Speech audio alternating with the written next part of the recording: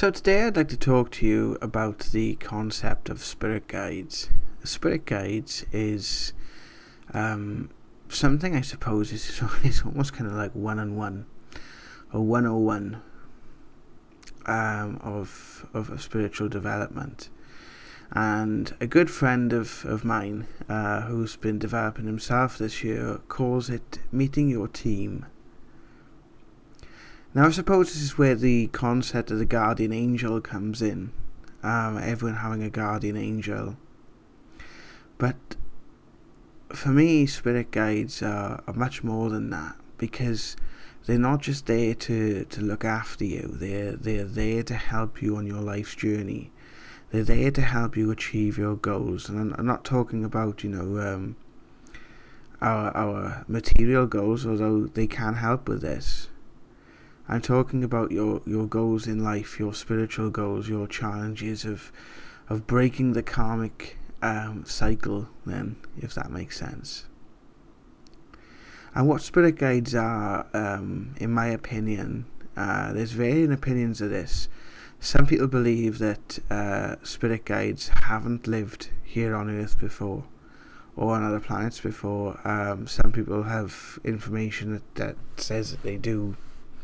I think it's a little of both. And I think it depends on the guide that comes through.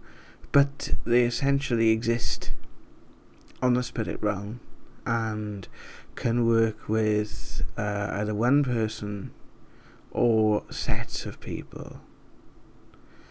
One thing to remember about spirit guides is, like the spirits of loved ones, they don't have a physical energy, so they can appear to us in a way that is most comfortable to them and to us.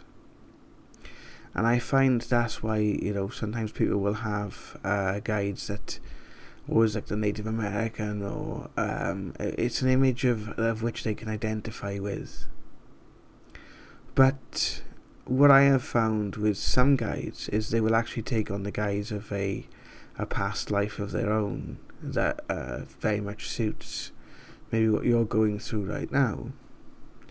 And you can have multiple guides that serve different purposes. You can have ones that help you with your life journey or your life path, and you can have ones that are specifically with you for a certain task. And a spirit guide is with you throughout your life. Sometimes you have changeovers. Some guides will step back, and some guides will work with you for a time, and then when their work is complete, they will change over and someone new comes in, which is quite an incredible experience. And if that happens to you, it's more like a pat on the back, because it means that you've achieved something, that you've learned something, that you've kind of crossed that milestone then, so to speak. And these guiding forces are with you throughout your lifetime. They're with you from the time that you were born, and they'll be with you until the time that you'll die and return to spirit. So in this instance then, you're never really alone. Though you might feel it sometimes, you might feel abandoned. These are the very subtle energies that sometimes can change your life, and they have a much more of an influence on your life than you can possibly imagine, especially when you start to actively communicate with them. Now, everyone to a point has a guide. Some have more contact than others. I know some people that work very spiritually and don't have any contact with their guides. And this is for a good reason. Perhaps this is something that they're going through, or they've chosen to go through in their lifespan. But generally, if you want to contact them, they're there.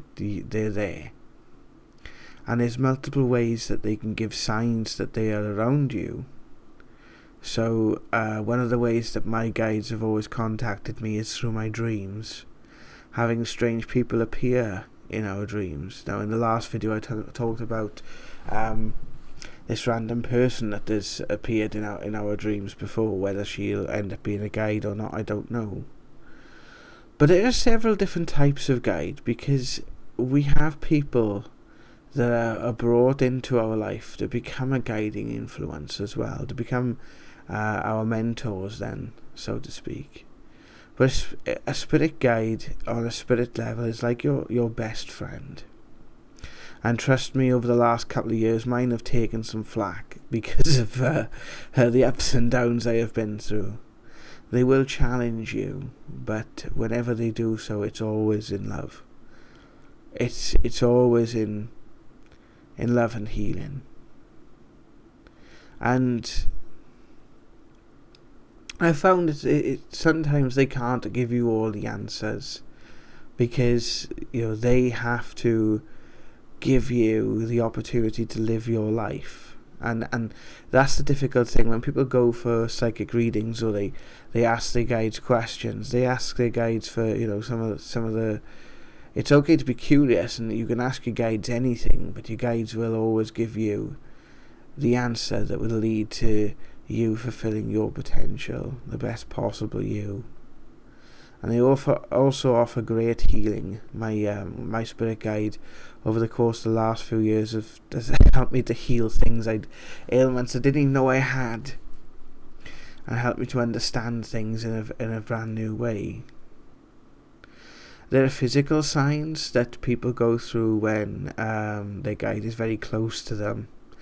Again, this can happen at night, especially when you're in the hypnagogic or between states of sleep and awakeness, where you can feel a presence in the room. It's almost like a loving presence, and the energy shifts in the room. So sometimes the energy in the room can become lighter, and it's like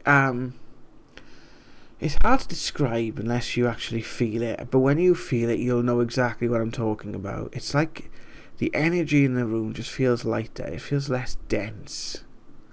It feels as if the pressure shifts in the room. And you can also get visual and auditory indications that your guide is around you. They can create orbs that we see with the naked eye. My guides do that to me quite a few times. And we can also they can also put information in our mind. It's like things come into our mind. It's like when I find I work with spirit, the thoughts that come into my mind are effortless, or it will feel like someone's speaking to me. I channeled a bit of information last night, which is something I'm going to be working with a whole lot more, and it's extremely exciting. I channeled some information last night, and but when I started doing it, it felt like someone was talking to me, and then it kind of just worked on from there, really. And what I found is really interesting with guides is the way in which that they can present themselves, and the way in which they suit the personality of the person. It's like they are the perfect match. And when I see guides for people that are around me, especially those who are not aware of their guide being around them, there's always like there's a personality match. If the person is quite headstrong, and their guide will appear quite big and bulky, and or will appear a certain way, and it just kind of fits that energy. And especially if you've got your psychic abilities sort of turned on at an early age, your guides are normally the first ones that you become very aware of. I remember my first spirit guide, Van, and I think I've spoke about this on the channel before, but I remember him from when I was very, very young, and I kind of have the memories of talking with him and playing with him as a child, and him being in the room when I was playing as a kid. and kind of forgetting about it then for a while, and him then appearing to me after Jonathan passed away. Loved ones can also take on a guiding influence as well, and God knows Jonathan's done that for me. Again, even though I suppose with Jonathan it's a kind of a relationship where we're working to achieve a goal, his influence from the spirit side of life has been very much a guiding influence for me in helping me to understand how things work, and how to deal with certain things, and look at certain things, look at my life a certain way. And Jonathan's done this incredibly through dreams. The imagery that he's used, and this is the thing, you see, because when the spirit comes to earth, we forget we forget things. We forget the nuances of what we've learned, but we don't forget who we are. We're always the same person. And though, because of the circumstances, the environmental conditioning, the socialization, maybe social structure of where you live, religious, input, all that sort of things, will mold the person you are for your lifetime. It's a bit like, the analogy I've used of this is like frying bacon.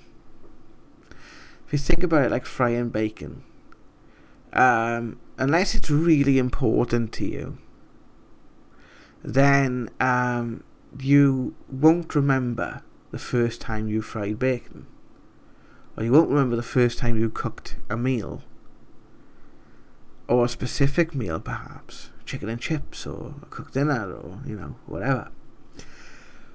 That doesn't mean that you forget how to do it. Now this is how this progression works, because we forget, the progression is subconscious, it's on a subconscious level. And people think that when we cross over to spirit, we have an instant understanding, we become all powerful and all knowing, and yes, we do have access to that knowledge in some capacity, but when we actually come closer to the earth realms, we tend to kind of, it's almost like it kind of warps it, I guess. That's sort of my experience of it. But my point is that person never loses their personality. Jonathan still comes across as a 20-year-old Valleys boy, and still gets up to, goodness knows what mischief, and, has the pretext of being hard on the outside and soft as shit on the inside.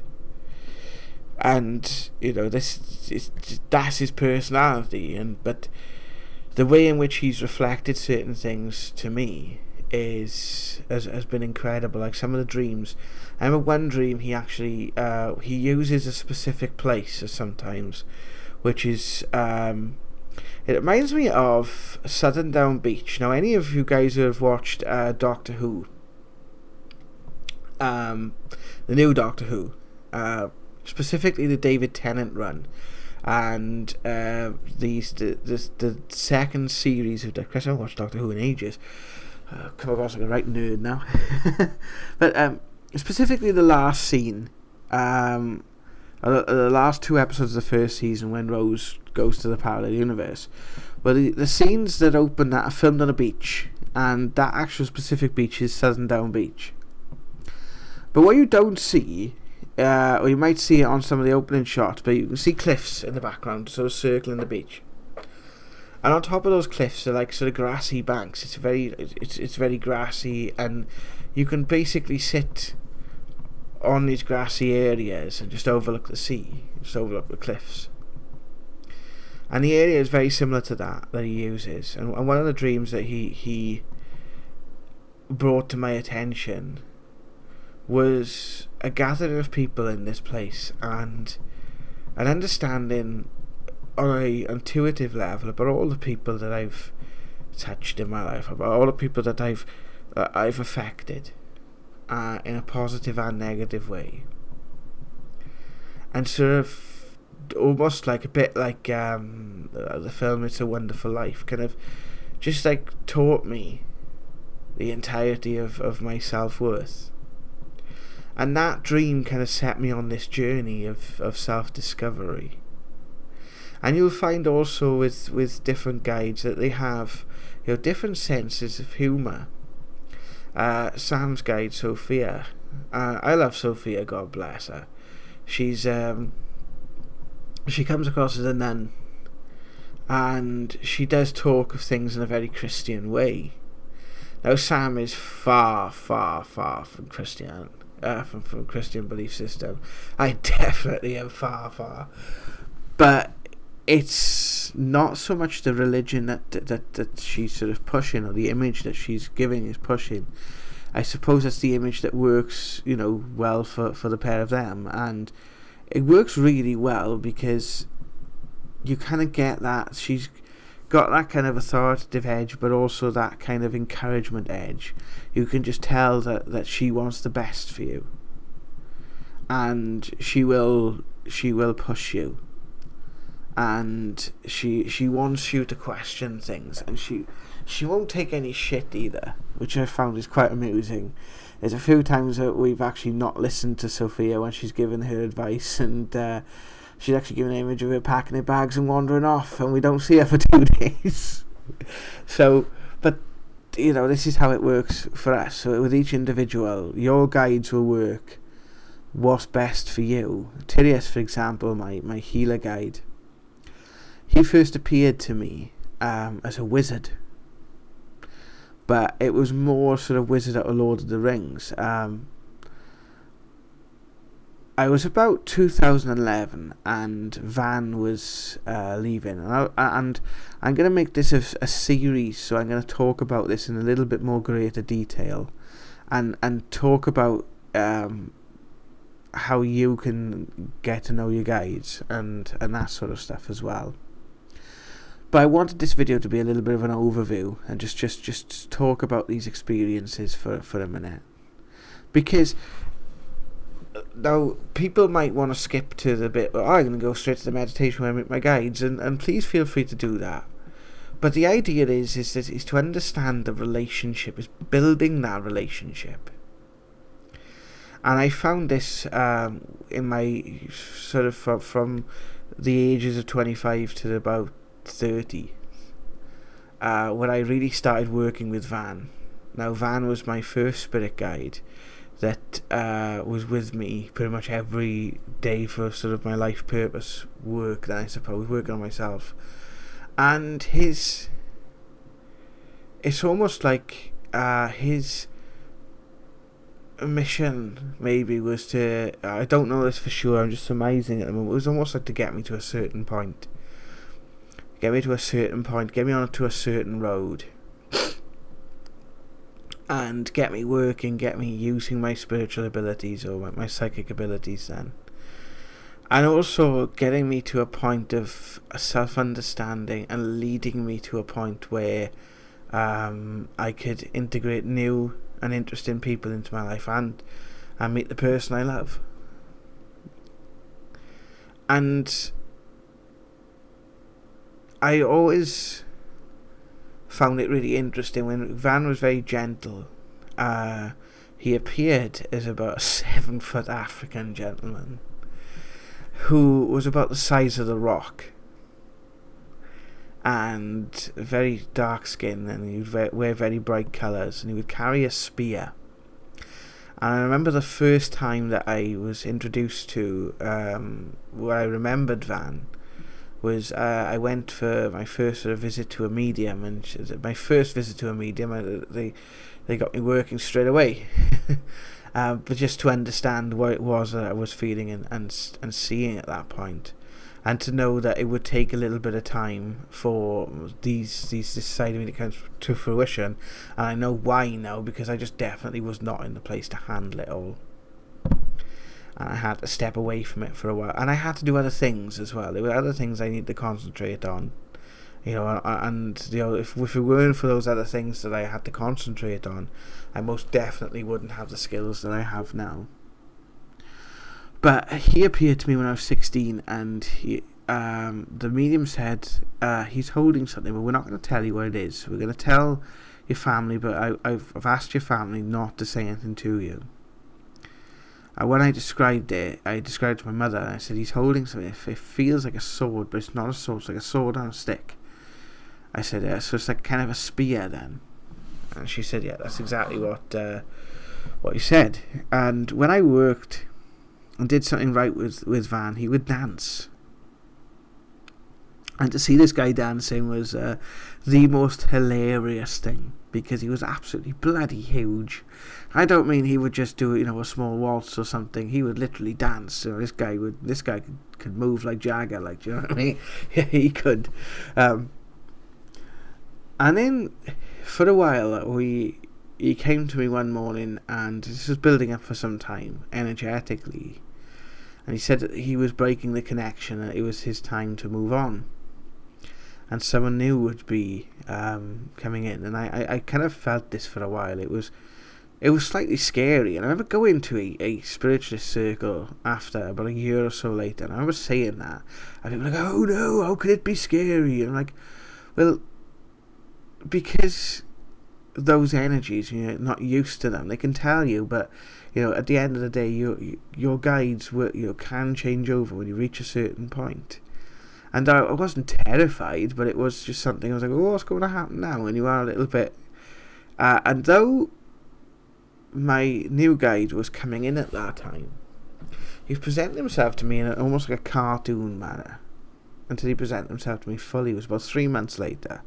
Everything just kind of dropped for 3 months, and nothing really happened. I know why, again, because I was going to go into a period of my life, and I'm very much feeling that that's mimicking at the moment. I've done that same cycle again, where things have dropped off, and I feel now things are going to move a lot more quickly, especially after last night's incident, which I will talk about in a future video. But when he appeared to me, it appeared to me almost like a wizard. And due to the people that I would meet, and the road I would take, I can understand now why he kind of, it's how I interpret it. It's more of a healer, a great healer, I suppose. But that kind of Lord of the Rings, not your sort of purple hat-wearing wizards from the Discworld, but almost like your kind of one you would find from like the Lord of the Rings, or your kind of modern kind of take on it then. And as I was literally, I hadn't seen apparitions properly since I was about 16. I could see it in my mind's eye, but this literally just appeared almost as an apparition. It was an almost apparition. I could sense it, I could feel it. I could almost see him, but it was. It's weird because I could see him, but kind of physically, it was very strange. It was almost like I was in a trance-like state then when it happened. I was laying on my bed in my bedroom at the time. I was living in Cardiff, and I just felt the energy of the room change. It was like things start to switch back on, as if someone turned the light back on. And I'm like, because I'd been very sort of psychically dulled for those 3 months. This changeover of energies was taking place, and someone just like sort of flicked the switch and goes, oh, here we go then, and his energy's in the room, and I felt compelled to just stand in the centre of the room. And he grabbed my hands, and he lifted them above my head, and he moved them round in a circle and back towards the heart in a prayer position, and then pushed them out. And he said, that's how you link the energies around you to cleanse them, and then you part the ways. So you collect your energy and sort of part the ways. That's the way he described it to me.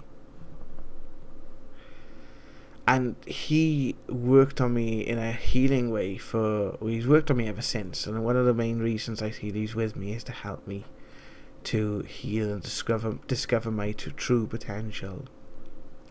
So you can have a relationship with your guides. You can have a very, some people just do it when they're working, but I, myself and Sam will have the relationship with them that I have with any other of my friends or family. They don't have to though they're aware of everything that's going on in your life, and they are constantly with you, and never far away when you need them. But obviously they give you your space and time as well. So I treat it as a sense of building a relationship. It's like I don't see any difference between that friendship and any other friendship or relationship in my life. I see them when they pop in, and they pop in whenever they choose. They're welcome to pop in whenever they choose and make themselves known. And I ask them to come, when I ask for their help, they help me. And you can have, guides, other types of guides come in as well. They don't always have to appear human. Guides can come in from different dimensions, and people work with extraterrestrials or dragons, or it's a whole sort of plethora of different energies that can work with you if that's the road that you choose to go down. And one of the biggest lessons that my guide has taught me is just to have compassion for myself and have compassion for those around me. And this is now moving on to a deeper level of understanding how what you feel influences your reality, and how you can actually work with that energy to change and shift things. And it's really interesting and amazing that there's other guides and entities working with me and Sam, but with that, for some reason I've got the higher source. So it feels like that you can literally work with angel energies. You can literally work with energy of the source itself, and that is the energies I'm working with now. It's not something I understand at this point in time, but are very, very overwhelming. You can be prepared to shed some tears when you work with this one, because it's just so incredible. You'll laugh your ass off and cry your eyes out at the same time. But it's so beneficial, because I was told this when I was 16, that the one thing the guides can help you to do is to let go of the past, the crap and the shit and the guilt and the anger and the stuff that keeps us on the wheel of karma. The stuff that keeps us, dragged back to this dense energy. Our inability to forgive, or our inability to forget things, grudges, and it's like literally just sort of, grabbing sometimes holding on to these things is like filling a rucksack full of dog shit and carrying it around on your back. And how it influences us on that sort of level, on levels that we don't even consciously realize, is incredible. And that's one of the things guides can help with, because they help you see things in a different light. They help you see yourself in a different light. And when you start to see yourself in a different light, you start to see others in a different light. And you start to see how there's different influences on your life. And you can start to take control of the things and feel that you have the confidence to take control of the things that are not serving you any purpose. Some people, for example, are in our lives to serve a purpose.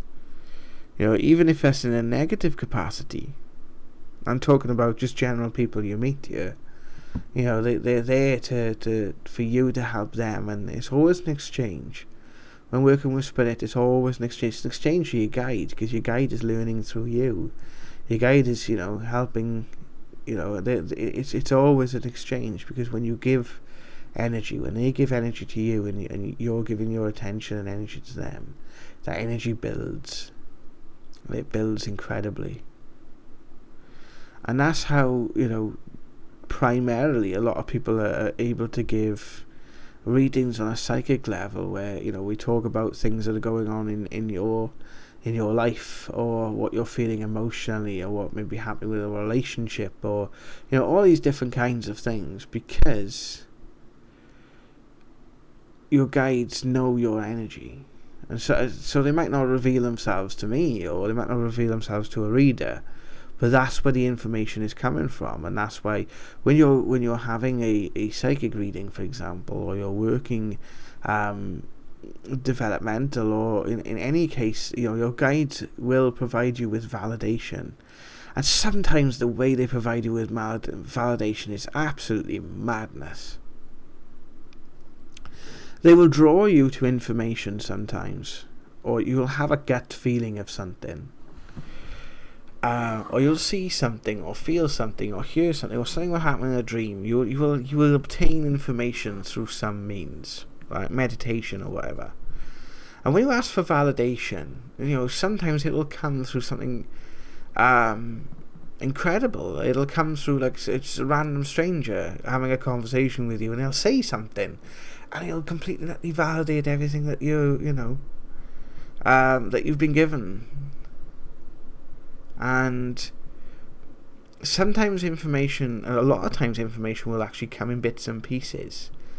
I record pretty much everything I get from Spirit, every experience that I have, because I look at the information I've been given, years ago, and think, hang on, was that genuinely as frightening as I thought it was? I thought it was, because maybe it's not. Maybe it's not as as frightening, because I'm understanding it in a different light. And that's what these connections can do, is help you to understand negativity for what it really is.